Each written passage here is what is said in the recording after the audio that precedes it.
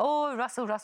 Honestly, this letter, again, you know, I said this to you last week, I just don't understand the timing of it. It's all kicked off, hasn't it? Well, it's like episode 450 yards of the Markle debacle. Obviously, we saw the letter that Thomas, Meghan's dad, has released at the weekend, and a private letter that she'd sent to him in August, you know, quite at odds of what he had said previously. And, you know, she'd said to him that, appealed to him to stop attacking her in the press. And he's actually come on the offensive, if you can believe it, and said that he thought it would be an olive branch. And she's obviously said, stop attacking me and my husband.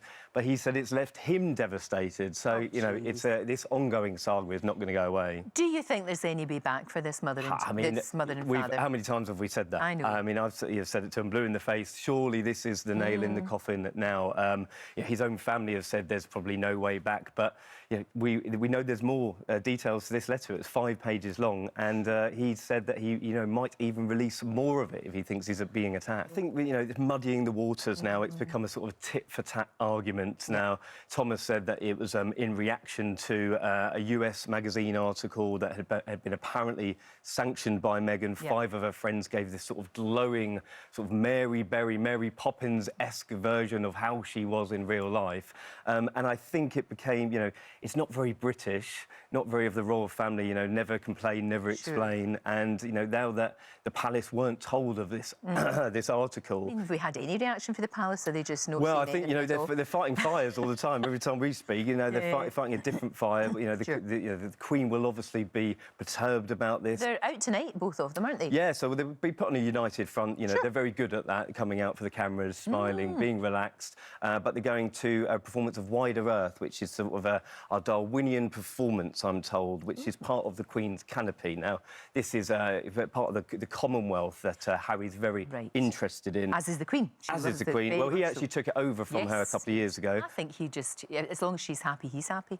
Yeah, when you see them together, she likes to take the centre stage, and she's very good at that. She's very relaxed in front of the camera, and he does like to take sort of a backseat. The Endeavour Awards last week, where they both made a speech, but it was her speech that got picked up. So she's very polished. Of course, absolutely. They're not going to be together on Valentine's Day, though. No, so poor Meghan. Harry loves being amongst the troops, affectionately known as H. So.